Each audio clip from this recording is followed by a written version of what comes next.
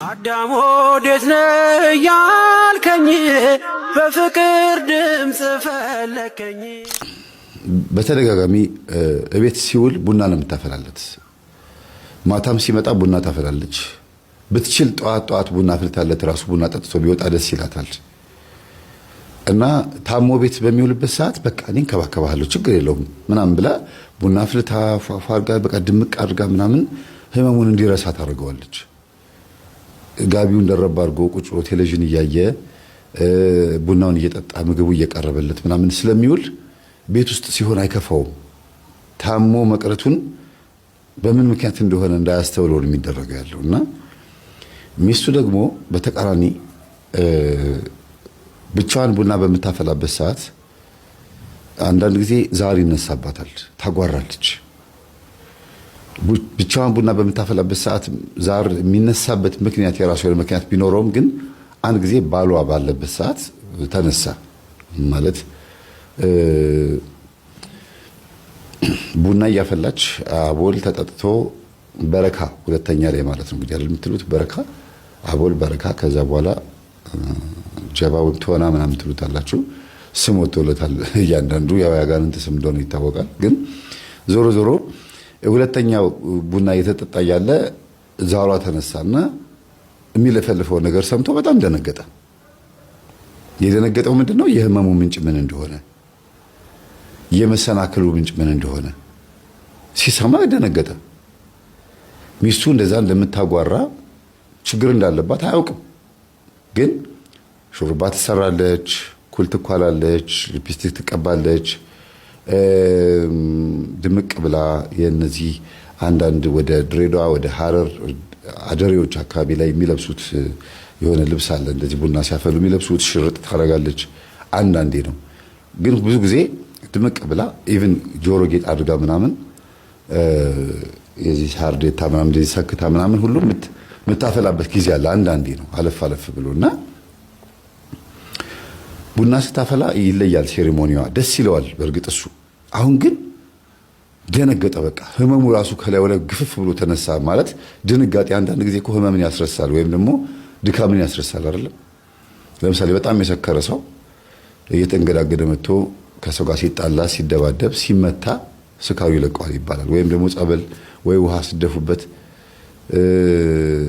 ብቻ ስካር ውስጥ ያለ ሰው የሚያስደነግጥ ነገር ሲያጋጥመው ስካሩ ከላይ ላይ ለቀቀኝ ይላል። ልክ እንደዛ ሁሉ ይሄ ሰው ህመሙ ከላዩ ላይ ብን ብሎ ነው ሄደው ማለት ይቻላል። ህመሙ አለ ግን በድንጋጤ የተነሳ ህመሙን ረሳው ነው ነገሩ። እና ይሄንን ቀን በጣም ነው የወደደው። ቀኑ የሚካኤል ቀን ነበረ። አሞት ነበር የቀረው። ገና ከእንቅልፉ ሲነሳ አዞረው፣ አንገዳገደው፣ ወደቀ መሬት ላይ አረፋ አስደፈቀው። ከዛ በኋላ አትሂድ በቃ አሁንም ትራንስፖርት ላይ ትወድቅብኛለህ፣ ይቅርብኝ፣ እኔ ራሴ እንዲያው አንተ እንዲያውም ከጊዜ በኋላ ቤት የምትሆነው እኔ ወጥቼ ወርጄ ከሰልም ሸጬ ቲማቲም ሸጬ ቢሆን ምንም ቢሆን እንደምንም ብዬ ቤተሰቡን አስተዳድራለሁ፣ በቃ አንተ እዚህ ሁን ምናምን ብላ በጣም መልካም ሚስት አዛኝ ሚስት ሆና ነው በዛን ቀን ያዋለችው። እና ቡና ተፈላለት 4 ሰዓት 5 ሰዓት አካባቢ ላይ ነው እንግዲህ ቤት ውስጥ ቁጭ ብለው ድንገት ተረክቦ ተነሳ። ደንግጦ ሲመለከት ጋሽዬ አይደንግጡ ትላለች የቤት ሰራተኛዋ። ምንድነው እንዴት ነው የማልደነግጠው? እንደዚህ እያጓራች አትሰሚያትም? እንዴት ጊዜ አዲስ እኮ አይደለም ጋሽዬ፣ እርሶ በሌሉበት ቀን ቡና ስታፈላም እንዴት ሆናለች? የቀላል ነገር ነው። ምንድነው እሱ እንደዚህ? እስቲ ስሟት፣ የምትለፈልፈውን ስሟት፣ ከባድ ነገር ነው የሚያወራው። እኔ እኮ ፈርቼው እንጂ ነግሮታለሁ ብዬ ነው ትላለች። ከዛ እጁን አጣምሮ ዝም ብሎ ያዳምጠዋል መንፈሱን።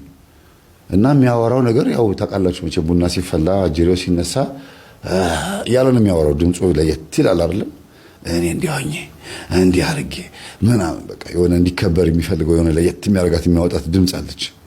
ግን ዋና ሐሳቡን ያው በሱ ድምፅ አልናገርም፣ ግን በራሴ ድምፅ ልንገራችሁ። የሚያወራው ምንድነው? እንዴት እንደተጋቡ እሱን የሚያሳምመው እሱ እንደሆነ፣ ባልየውን የሚያሳምመው መንፈሱ እንደሆነ፣ አልገዛ አልንበረከክ አልከኝ፣ ተበቀልኩህ፣ ብዙ ዓመት ይሄ ሁሉ ያሰቃየሁህ እኔ ነኝ። አሁንም ቢሆን ካልሰገድክልኝ የሚያስፈልገው ነገር ካላሟላህልኝና ሚስትህ የምትልህን ካልሰማህ ይቀጥላል ስቃዩ፣ እዚህ ቤት እስካለህ ድረስ ይቀጥላል። እና ተበቀልኩህ፣ የእናትህን እዳ እየከፈልክ ነው፣ እናትህ ተሞጣምጣብኝ ነበረ፣ ግን ደግሞ አሁን በአንተ በኩል አግኝቻታለሁ። ግብሩን የሸሸ ይተኛል፣ እግዚአብሔር የሸሸ ይተኛል። ከአምላክ የሌለው እምነት የሌለው ይተኛል፣ ማንቀላፋት። በዚህ መኝታ ውስጥ 4 ነገሮች ይፈጸማሉ።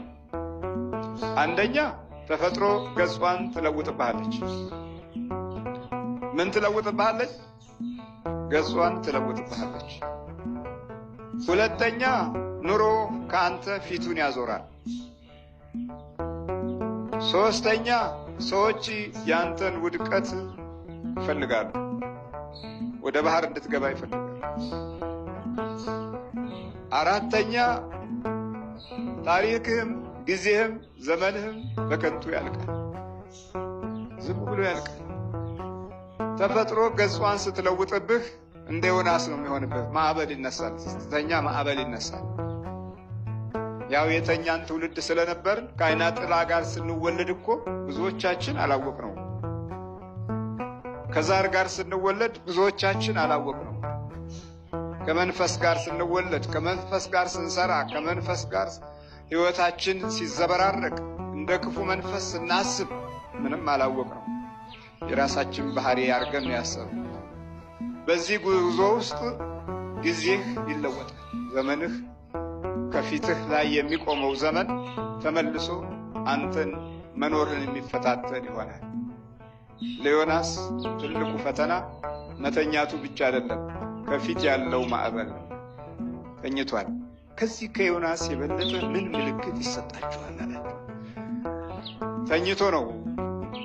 የፊቱ ጊዜ ከፊት እሄዳለሁ ያለበት መንገድ እንቅፋት የበዛበት ማዕበል ተነሳ። ከዛ በኋላ ሁሉም ተነስቶ አቤት አቤት ሲል ባህር የሚያመልከው ባህሩን፣ ንፋስ የሚያመልከው ንፋሱን፣ ፀሐይ የሚያመልከው ፀሐዩን፣ እግዚአብሔርን የሚያመልከው እግዚአብሔርን መጥራት ጀመረ። እሱ ዝም ብሎ ተኝቷል። ከአምላክ የሸሸ መተኛት ነው ስራው። ሲሸሽ በገንዘብ ተማምኖ ስለነበረ ሽሽቱም ለጊዜው አኩራርቶታል። የኪሱ ገንዘብ ጥሩዋን የመርከብ ክፍል የውስጠኛውን ወርዶ የሚተኛበትን መኝታና ቦታ እንዲይዝ አድርጎታል። ገንዘብ ይሄን ያህል ያስተማምናል ማለት ነው። ለጊዜውም ቢሆን ይሄን ያህል እንድንተኛ መንገድ ይከፍታል። የኑሯችን መመቻቸት፣ በወቅቱ እግዚአብሔር የሰጠንን በረከት ከሱ ጋር ለመያዝ አለመውደድ፣ ከሱ ጋር ለመጨበጥ አለማፍቀር፣ ገንዘቡን ብቻውን ገንዘብ አድርጎ ብቻ በማመን ገንዘብ ካለ በሰማይ መንገድ አለ እንደምንለው አይነት እንደዛ አድርገን የምናስብ ከሆነ የለም፣ የራሱ የሆነ ችግር ራሱ ያመጣል። ዮናስ ባንቀላፋበት መርከብ ውስጥ የተጠየቀው ጥያቄ አንተ ማን ነህ? ከየት ነው የመጣኸው? ትውልድህስ የት ነው? ከማን ነገድ ነህ? ምንድን ነው የምትሠራው?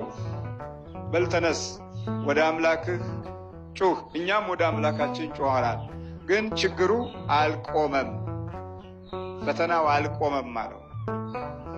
አየህ፣ ጊዜ ፊቱን ሲያዞር፣ ፊቱን ያዞረው ጊዜው ደግሞ ልክ በባለመርከቢቱ እና በነጋዴዎቹ ላይ አይደለም። ፊቱን የበለጠ ያዞረው በዮናስ ላይ ነው። ጊዜ እንዲህ ፊቱን ያዞራል። እግዚአብሔር ካልመራው፣ እግዚአብሔርን ጊዜ ካልጠበቀን፣ ጊዜ በራሱ ጊዜ የራሱ ፈተና አለው፣ የራሱ ውድቀት አለው፣ የራሱ ጥፋት አለው፣ የራሱ ምሽት አለው፣ የራሱ ጨለማ አለው። ጊዜ ራሱ ከብርሃን ጋር ታግሎ ሲመሽ የምናየው ጊዜ ለዘመን መቁጠሪያ ብቻ አይደለም፣ ለዘመን ማሸጋገሪያ ብቻ አይደለም። የራሱን ጨለማ ገና ከጅምሩ እየታገለ ብርሃንን ይመሻል። ጊዜ ልክ እንደዚህ ነው እና የጊዜ ፈተና መጣ። አሁን የማዕበል ጊዜ ነው። ማዕበሉ በረታ፣ ጨመረ፣ ኃይል አገኘ። ዮናስን ጥያቄ ውስጥ አስገባው። አሁን በገንዘብ የወረደባት መርከብ መሰረቷ እየተናወጠ ነው። እግዚአብሔርን ለመጥራት እምቢ ያልንባቸውን ዘመኖች ፍሬቢስና መልካም የማያስቡ በጭካኔ መንገድ የሚሄዱ በማስተዋል ጥበብ ያልተገነቡ ፈሪሃ እግዚአብሔር የሌላቸው ነጥቆ ዘርፎ ቀምቶ ገድሎ ማግኘትን የሚመርጡ ጨካኝ ትውልድ ላይ እንድንቆም ዋናው ምክንያት ተኝተን ነው። ልክ ተኛ፣ በቃ ተውከው። የተማረ የተሻለ ቦታ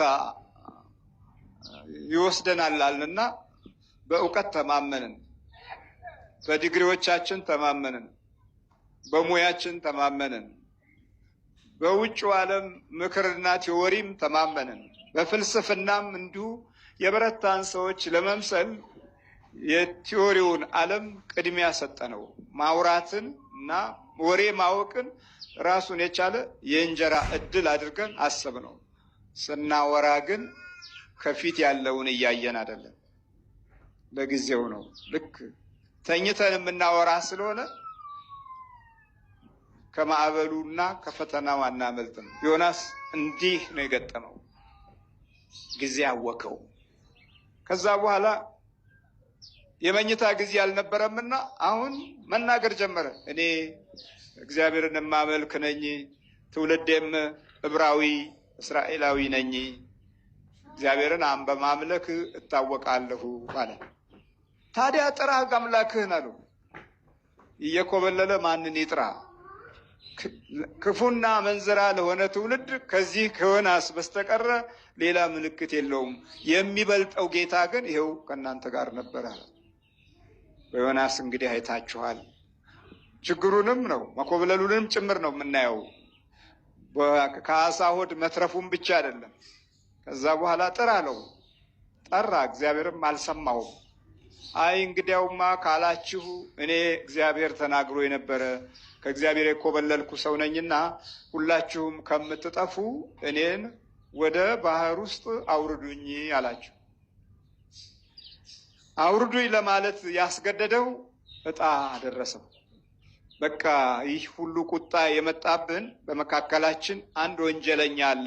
ለወንጀለኛው መለኛ ደግሞ ጸሎት አድርሰናል። ዕጣው ትውጣ። ዕጣው ሲወጣ በዮናስ ላይ ወደቀ። ዕጣ የፈለገችው ሰው ነው። ምን ወደቀ? ጊዜው አሁን ተገለጠ ማለት ነው። ያ ከፊትህ ግራ የሚያጋባህ ጊዜ በአንድ ጊዜ መጥቶ ኑሮ ውስጥ አያመሰቃቀልም። ቀስ እያለ ነው የሚገለጠው። ደግሞ የግድ የአንተ ማንነት በእግዚአብሔር አምላክ ፊት ወይ በውርደት ወይም በጽድቅ መንገድ ነው። ብዙዎቻችን በክፋታችን በውርደት ይሸፈናል። ልክ እንደ ዮናስ ዕጣ ፈለገችውና አገኘችው። በቃ እሱ ተደብቋል፣ ገንዘብ ከፍሏል፣ ጥሩ መኝታ ቦታ ይዟል፣ ግን ማዕበል ተነስቷል። በዚህ መካከል እኔ አላቅም ማለት ይችል ነበረ። በኋላ ዕጣ ስታገኘው በቃ እኔ ነኝ እኮ ብላ ይዋልና ቁጭ አለ። ስለዚህ እኔን ወደ ባህር ጣሉኝ። ከዛ በኋላ እንትኑ ይቆምላችኋል። እግዚአብሔር እንደፈለገው ከእግዚአብሔር እንደሸሸ ያወቀው የራሱን ገንዘብ አባክኖ ከተደበቀ በኋላ ነው። ከባከነ በኋላ መንቃት። ብዙዎቻችን ብዙ ከባከነ በኋላ ነው የምንነቃው። ብዙ ነገር ከባከነ በኋላ፣ የእውቀት ጊዜያችን ከተበላሸ በኋላ፣ ጉልበታችን ከዛለ በኋላ፣ ገንዘባችን ካለቀ በኋላ ለካ መተት ነበር እንደ እንደዚህ ያደነዘዘኝ እንላለን። ለካ አይነ ጥላ ነበር እንደ እንዲህ ያደነዘዘኝ እንላለን። ለካ ይሄ ቤተሰብ ከኋላ በኩል ያለ ጣጣ ነው እንዲህ ያፈዘዘኝ እንላለን። ከብዙ መባከን በኋላ ነው። ዮናስ በግድ ነው ዕጣ ካወደቀችበት ጊዜ በኋላ ነው እንደገና የነቃው። እኔን ነኝ በቃ እኔን ጣሉኝ አለ። ወረደን። አስቡት። አንደኛ ወደ ኢዮጴ ወረደ፣ ሁለተኛ ወደ መርከቢቱ መኝታ ክፍል ወረደ። አሁን ደግሞ ወዴት ሊወርድ ነው? ወደ ባህር ሊወርድ ነው። ጣሉኝ እኔን በቃ አለ። ልክ ዮናስ ወደ ባህር ወረደ። ስንት ጊዜ ወረደ? 3 ጊዜ ወረደ። በኋላ በመጨረሻ ወደ አሳ ሆድ ወረደ። አውሬ ሆድ ውስጥ ገባ። በቃ አሁን ይሄ የኛ ጊዜ ነው። አውሬ ሆድ ውስጥ መግባት አለቀ። ይኸው ከዓይነ ጥላ ጋር እየተወለድን አይደል? መከራ ከአይነ ጥላ ጋር የተወለዱ ሰዎች ለእኛ እድገት አይፈልጉም፣ በጎ አያስቡም። ሲያዩን በምቀኝነት አይኑ ያዩናል። በጥርሳቸው እየሳቁ በልቦናቸው ክፋትና ተንኮልን እየጎነጎኑ ያዩናል። ውስጣቸው ያደረው መንፈስ ለጥፋት ያበረታታቸዋል። በቅናት ተቃጥለው ኑሯቸውን የማይነካ ሆኖ የእናንተን ኑሮ ይነኩታል። እናንተ አልነካችኋቸውም፣ እነሱ ግን ስለ እናንተ መቆምና መውጣትና መግባት ተቃጥለው ይነኳችኋል። ሲወርድ ልክ እንደዚህ ነው። አውሬ ሆድ ውስጥ የገባ ትውልድ እንዲህ ነው። አሁን አውሬ ሆድ ውስጥ ነው ዮናስ የተኛው። ብዙ አገልጋዮች ከእግዚአብሔር አምላክ መንፈሳዊ ጎዳና ውስጥ ሲወጡ ይህ የአውሬ ሆድ ይጠብቃቸዋል። ግማሹ ተዋርሷል ከክፉ መንፈስ ጋር፣ ግማሹ በክፉ መንፈስ ይኖራል፣ ግማሹ በተንኮል ስራ ይኖራል፣ ግማሹ ሰይጣንን ግርማ ሞገስ አድርጎ ይኖራል፣ ዲያብሎስን አጋዥ አድርጎ ይኖራል። እንዲህ አይነት ምስቅልቅሉ የወጣ ህይወት የምንይዘው ነገሮችን በሚገባ በምናስተውልበት አእምሮ ውስጥ ባለመቆም ምክንያት የመጣ ችግር ነው። የእናትህን ዕዳ እየከፈልክ ነው። እናትህ ተሞጣምጣብኝ ነበረ፣ ግን ደግሞ አሁን በአንተ በኩል አግኝቻታለሁ፣ ግብሩን እያስገበርኳት ነው የሚል ነገር ነው የሚናገረው። ቃል በቃል የሰማሁትን ከሰውዬው የሰማሁትን ነገር ባላቀርበውም ሀሳቡ ይሄ ነው እና ረጅም ሰዓት ቡናው ተፈልቶ እስኪያልቅ ድረስ ከሁለተኛው እየቀዳ እኮ ነው ደግሞ ቡናውን እየቀዳ ነው። ከጠጣ እያለ እየሰጠው አልጠጣልህም ወደዛ ማን እንደሆንክ ሳያቅርብ ዝም ብዬ የምጠጣልህ እንዴ ማን እያለ ጋሽዬ ይጠጡ ግድ የሉትም ይጠጡ በኋላ ችግር ውስጥ ነው የሚገቡት። ኧረ እኔ ምንድነው ህመምን እንደሆነ ተቋቁሜዋለሁ፣ ችዬዋለሁ። ያው እየታመምኩ ነው እየወደኩ ነው ይቀጥላል አይደል ያለኝ። ያው ይቀጥላል። እኔ አልገዛለትም ለሱ አንድ ፈጣሪ አለ አሉ ሰውየው እጃቸውን አጣብረው። እንዲህም አይነት ነገር ደግሞ አለባት እንዴ እኔ በሌለበት ጊዜ እንደዚህ ትጮኻለች ታጓራለች አሉ። አዎ እንግዲህ በትዳር በኖሩ በ10 ዓመታቸው ላይ ነው ይሄ የተፈጠረው። 10ኛ ዓመት ላይ ልጆቹ ትምህርት ቤት ናቸው። አዘቦት ቀን ነው፣ የስራ ቀን ነው አስቡት። እና በቃ በጣም ይጮሃል።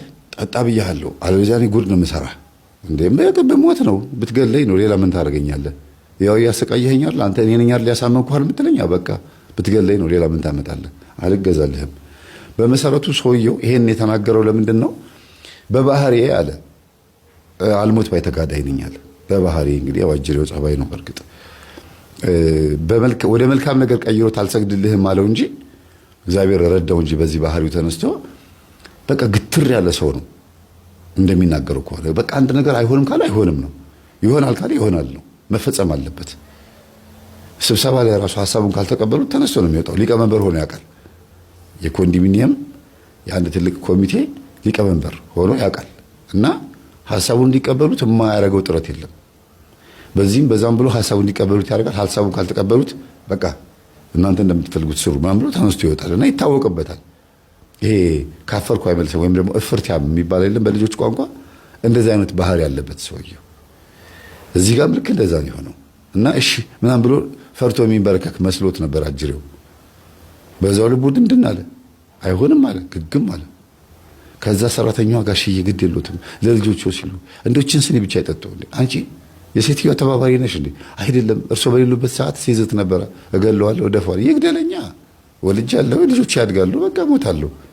ድሮንስ እየተሰቃየሁ አይደል? ድንገት እየጣለኝ አይደል እንዴ? ድንገት እየታመምኩ አይደል? ጨጓራዬን እየተሰቃየሁ ነው ያለሁት፣ ራስ ምታት እያሰቃየኝ ነው ያለው።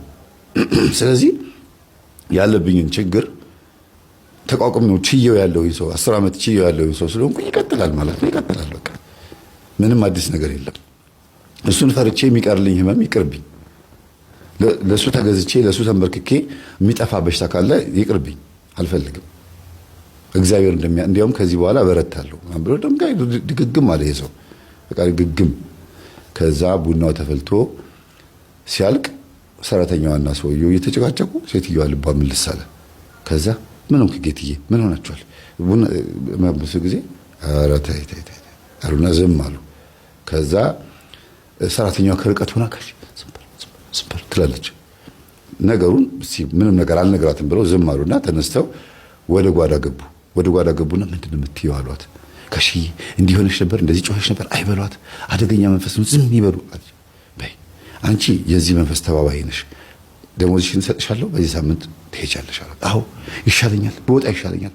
እኔ እርሶን ሞት ማየት አልፈልግም፣ እርሶ በጣም የዋህና ደግኖት፣ አይሆንም ማየት አልፈልግም ብላ እውነትም እንዳሉት በዛው ሳምንት ውስጥ ሸኟት። ምክንያቱም ተባባሪ እንደሆነች አወቁ። በቃ መንፈሱን በትክክል የምታስተናግድ ለመንፈሱ የምትገዛ በአገሯ በደንብ የምትካድም እንደሆነች ስላወቁ ሸኟት።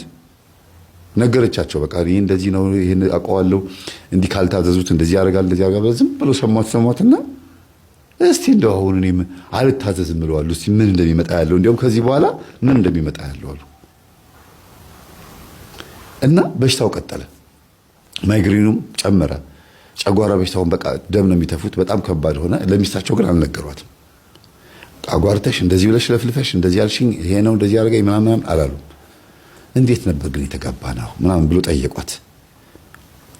ምን ነው ዛሬ ጠይቅ እስቲ እናስታውሰው የልጅነታችን። በሚቀጥለው በዛው ሳምንት ውስጥ ነው እንግዲህ እውነትም ታመው ደግሞ ቤት ተቀመጡ። የሚገርማቸው ጠዋት ሲነሱ ጨጓራ በሽታ በጣም አሰቃያቸውና ሰውየው ያው ተቀምጬልሃለሁ እንግዲህ ቁጭ ልልሃለሁ፣ ቡናህንም አልጠጣልህም፣ ቡና ስታፈላ አንቺው ጠጪው እኔ አልጠጣም ይላሉ። ለምን? እኔ ጨጓራዬን ያሳመመኝ ቡና ነው። አሁንም እንትን ሲሉ አይ እኔ ራሴን ያሳመመኝ ቡና ነው አልፈልግም ቡናሽን። ተውት አደረጉት ቡናውን እርግፍ አድርገው ሰውየው ማለት ነው። እና ግን እሷ ቡና እየጠጣች ያወሯታል። በቃ እኔ እጠጣለሁ ችግር የለውም ምንም ችግር የለውም፣ ግን ብጠጣ ጥሩ ነው እንድታጫውተኝ እኮ ነው። አይ ጨጓራዬ ተልጧል አልፈልግም። የተጋቡበትን ቀን ለማስታወስ ጥረት ያደርጋሉ። እንዴት ነው የተጋባነው እኔና አንቺ? እናትሽና እናቴ እንዴት ነበረ ጉርብትናቸው? እስቲ እናውራ በዚህ ጉዳይ ላይ ምንም ይሏታል። የታወቀ ነው ያው ጎረቤታማቾች ናቸው።